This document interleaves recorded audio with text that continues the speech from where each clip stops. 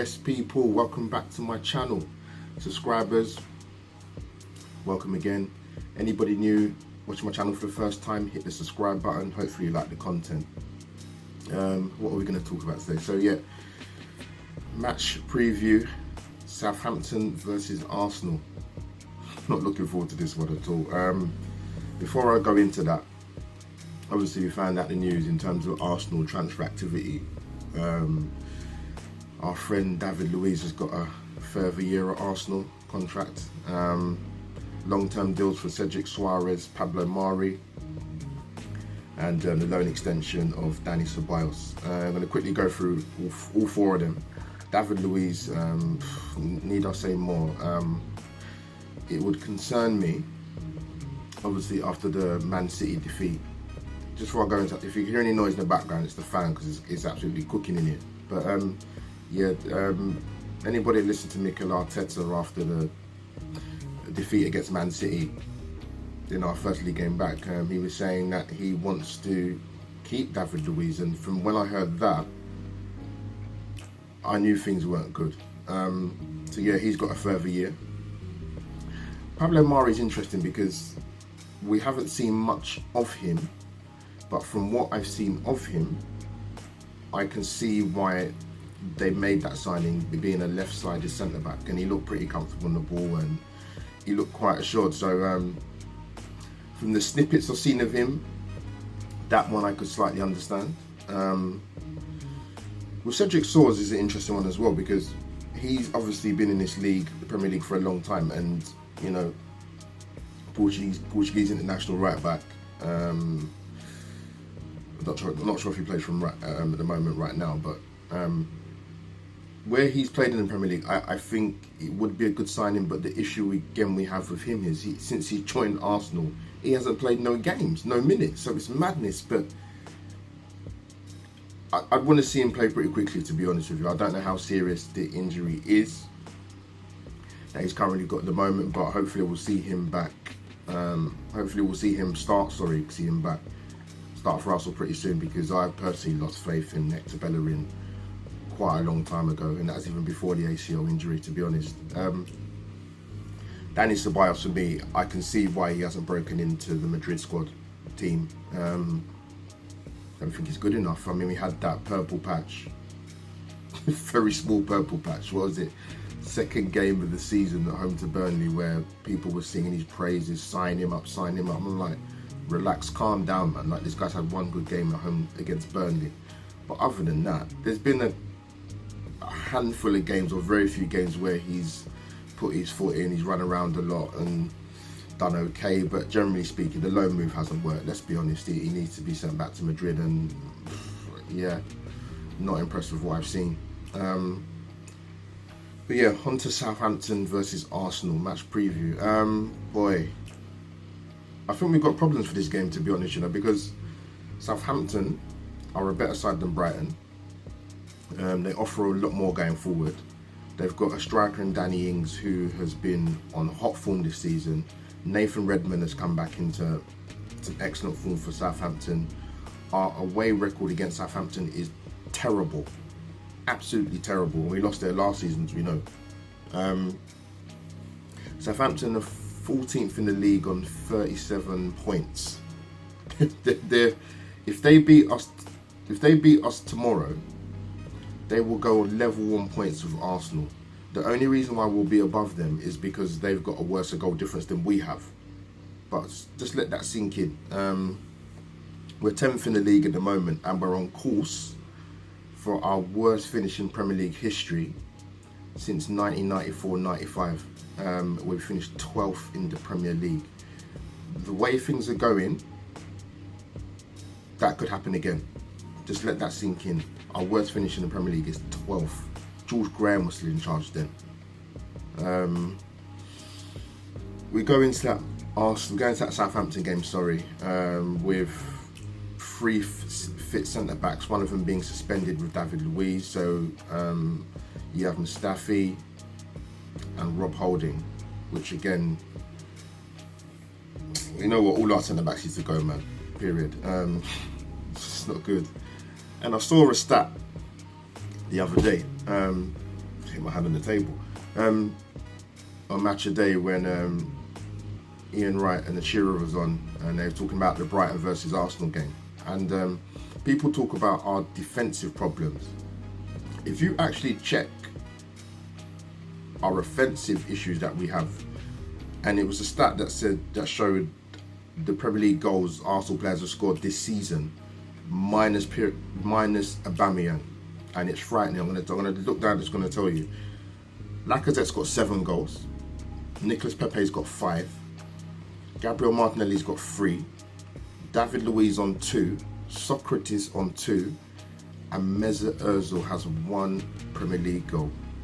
Now, if you look at those stats, you can see where we are, why we are where we are in the league, not just because of our defensive problems, but our inability to score goals other than Aubameyang. I mean, Lacazette's got 7. Touching on Laka,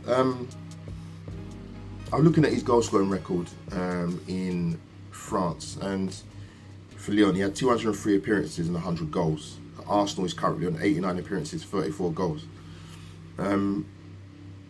With the amount of chances he misses, he should be on about 60 odd goals for Arsenal in about 89 appearances. He misses a lot of chances, and I didn't see much of him at Lyon. So anyone that watches French football, drop in the comments down below. Let me know if this is not a new thing. He misses a lot of chances. Yes, he'll score goals, but he misses too many chances. And I don't know. I saw it a bit last season, and he's our player of the season last season at Arsenal. But he misses too many chances, gilt-edged chances. He missed 2 very good chances the other day against Brighton that he should have stuck away. Taking too long, touches on the ball, poor technique, whatever you want to call it. You could even argue, has his time really worked out at Arsenal? What's this now? His 3rd season? Not sure. It's the question mark that has to be answered. But I'm worried about tomorrow's game, I'll be honest with you. Very, very worried. I think with the likes of Danny Ings, Redmond, solid midfield, Southampton, Ralph Hasenhüttl's got them playing in a very German style type play of football. He's a very good manager, Ralph Hasenhüttl. We had a sticky period from like the 9-0 defeat to Leicester, but he's turned it around. He's got them playing some fantastic football, man. I'm concerned, big concern. I think I'm going to go for my first Arsenal team lineup in my previews that I've done before. So what I'm going to say, I think the team will be Martinez in goal. What I would like, but I think might happen, if that makes sense. So Martinez in goal. I'll play Ainsley at right back. Mustafi holding at centre backs. Tierney left back. Midfield 3 of. If Xhaka's not back, then I would go Saka, Guendouzi. Struggling, to be honest. Ceballos, and I don't say that with any confidence. Up front, it'd be Lacazette down the middle, Aubameyang on the left, and Pepe on the right. But I think now, you know what? With the whole Aubameyang thing, I think it's getting to a point now. I'd be shocked if he signs.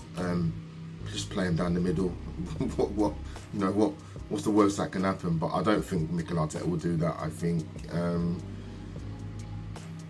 Laka will start down the middle with Pepe, and Aubameyang either side.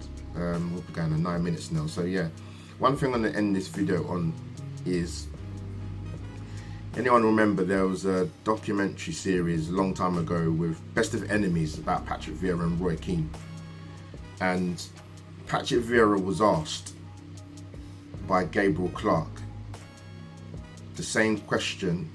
Patrick Vieira gave the same answer for 2 questions that Gabriel Clark asked me. He asked Patrick Vieira, what is Arsene Wenger's greatest strength and one biggest weakness? And Patrick Vieira said, trust. Mikel Arteta, now, for me, what I've seen in recent days is falling into the same trap of trusting these Arsenal players. it's going to kill him. Because we've seen over the years with these crop of players, they're not good enough to wear the shirt. Like Thierry Henry said, the famous saying, the badge is too heavy for some of these players. It is. They're not good enough. So yeah, trust is going to be the thing. Yes, people talk about recruitment and money being spent or what money is going to be given, but you're putting trust into a group of players that have not delivered time and time again under 3 different managers. You could even argue 4 under the interim of Freddie Ljungberg. So yeah, we got tough times ahead, man. We've got some serious problems. We're on course for our worst finish in the Premier League history.